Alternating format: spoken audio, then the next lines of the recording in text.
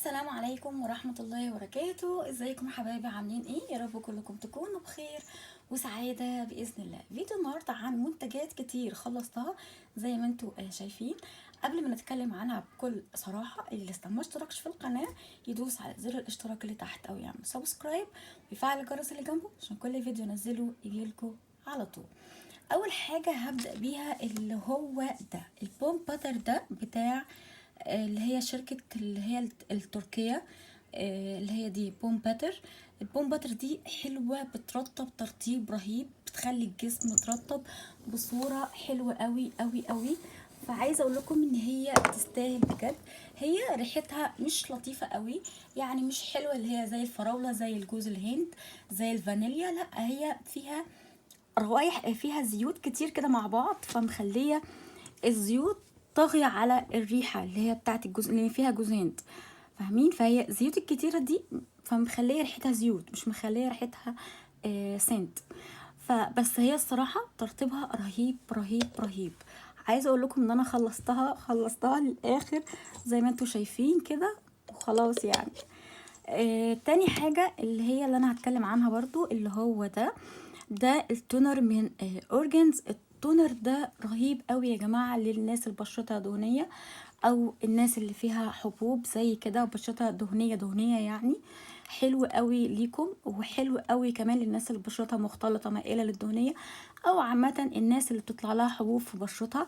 هيكون حلو قوي ليكي جدا، خصوصا للناس اللي بتطلع لها حبوب في البشرة، لان هو الصراحة بيعالج اكتر ما هو بيخلي الاثار تروح. يعني هو الاتنين، اول حاجه بيعالجها، تاني حاجه بيخلي الاثار تروح مع الوقت. بس طبعا انا ملحقتش لان اصلا حجمه صغير، فملحقتش ان الاثار تروح لان انا كان عندي حبوب كتيره جدا يعني، فاهمين؟ فملحقتش ان الاثار تروح يعني. تاني حاجه هتكلم عنها اللي هو السيرم ده من 9 تايمز. عايزه اقول لكم ان هو حلو قوي قوي قوي للناس اللي بشرتها دهنيه او المختلطه المائله للدهنيه او الناس اللي بتطلع لها حبوب زيي. حلو قوي قوي، خصوصا الاتنين دول كده مع بعض. تحطي التونر وبعدين السيرم وبعدين المنتج الكريم اللي عندك اللي هو للحبوب. فعايزه اقول لكم ان هما الاتنين دول ساعدوني جدا جدا جدا في التخلص من الحبوب، بجد ساعدوني خالص يعني. الاتنين خلصوا زي ما انتوا شايفين، ده قعد معايا حوالي شهر. حبة حلوين يعني، شهر حلو. يعني هو عالج لي الحبوب اللي هي اللي في البشرة الصراحة. وكمان عالج لي الحبوب اللي هي كانت بتطلع الفسافيس دي الصغيرة. بس برضو انا كنت محتاجة تاني، يعني محتاجة ان انا ازود تاني جرعة عن شهر، بس ما كانش عندي يعني. فقلت ان اخلص الحاجة اللي عندي وبعدين ابدأ اشتري حاجات تانية.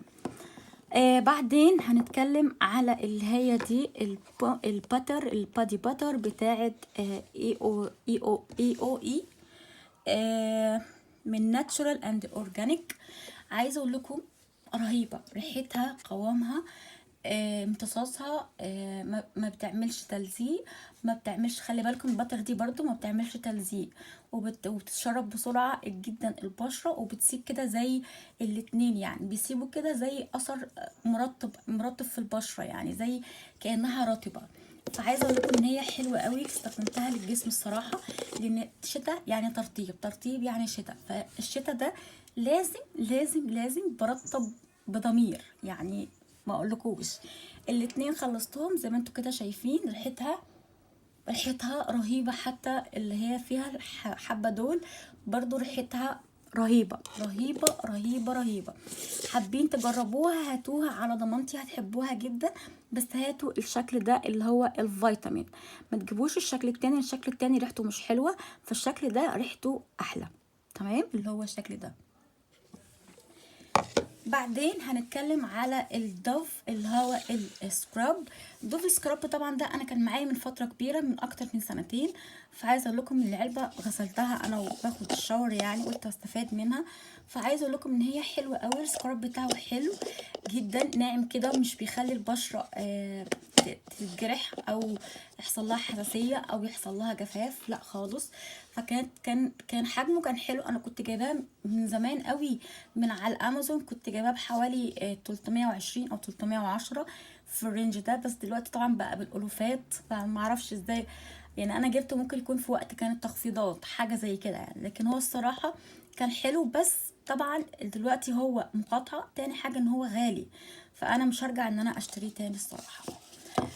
بعدين اللي هو ده السواي من فيفلين، او البادي باتر من فيفلين. دي انا كنت جايباها من على نون. الشكل ده ما كانش موجود اصلا، السواي ده ما كانش موجود اصلا على الموقع بتاعهم، كان موجود على نون. ريحته كانت لطيفه الى حد ما، قوامه كان حلو بس في الشتاء.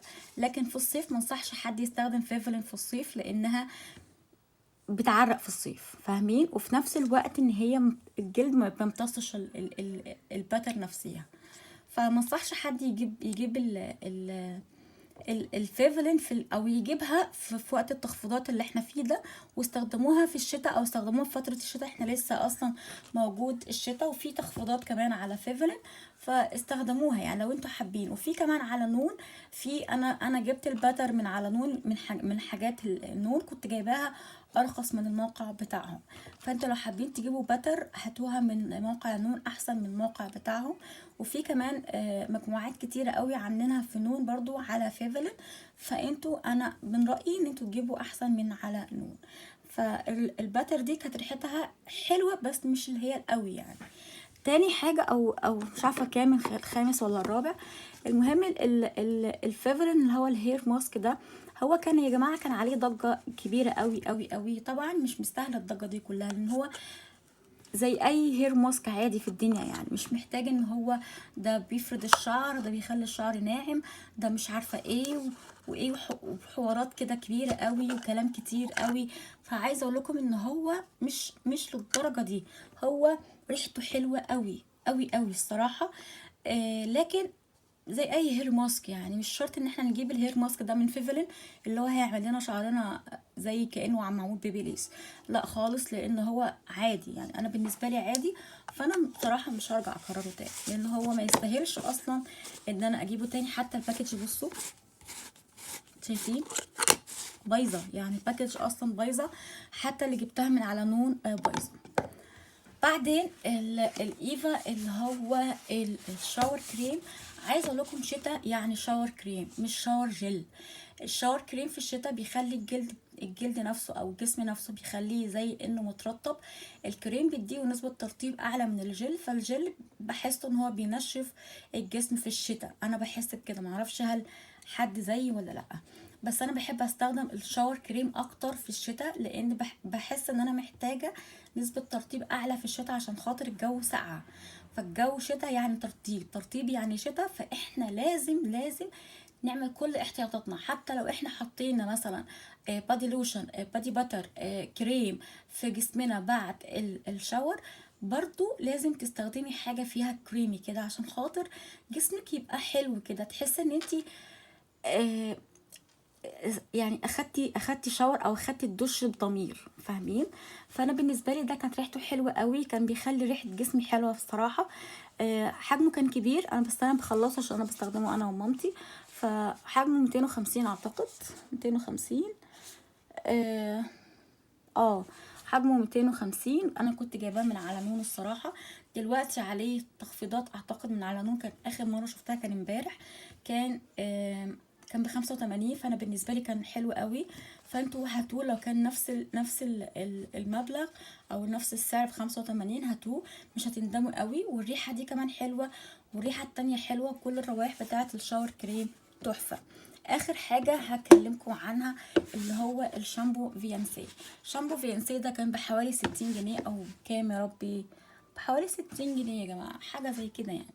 هو الشامبو بس هو مش اول حاجه ده لمكافحه القشره، هو ما بيعملش اي حاجه للقشره يعني، هو مش قوي للقشره. دي اول حاجه. تاني حاجه انا بحس ان هو لازم بعده حمام كريم او كونديشنر او بلسم. فما ينفعش ان انت تحطيه وما تحطيش بعده حاجه. فانا بحس ان هو كان بينشف الشعر حبتين، مع اني انا شعري دهني، بس كنت بحس بتنشيف. بس هو كسعره وكحجمه حلو، لان هو حجمه كبير، حجمه 340 ملي، كان ب60 جنيه. فانا بالنسبه لي كسعر كان حلو، كنت بجيبه وجبت منه ولسه عندي كمان. بس بستخدم بعده كنت حمام الهير ماسك بتاع فيفلين. دلوقتي جبت واحد تاني بس مش فيفلين يعني، نوع تاني كلمتكم عنه، برضو كان رخيص. ف... فعايزه اقول لكم ان هو حلو بس ما بيعملش حاجه للقشره. يعني لو انتوا عايزين حاجه للقشره مش هو اللي يعمل معاكم حاجه للقشره، فاهمين؟ فانا بالنسبه لي كان شامبو، كان عادي يعني زي اي شامبو، بس ما بيعملش حاجه يعني، جاست ان هو بيغسل بس الشعر مش اكتر. ده كان فيديو الامبتس او الحاجات اللي انا خلصتها. طبعا في حاجات كتير انا خلصتها، بس يعني بحاول اراجع معاكم جزء جزء كده عشان افتكر ايه اللي خلصته، يعني اللي انا فاكراه ولا مش فاكراه. ده كان فيديو النهارده، استودعكم الله والسلام عليكم ورحمه الله وبركاته.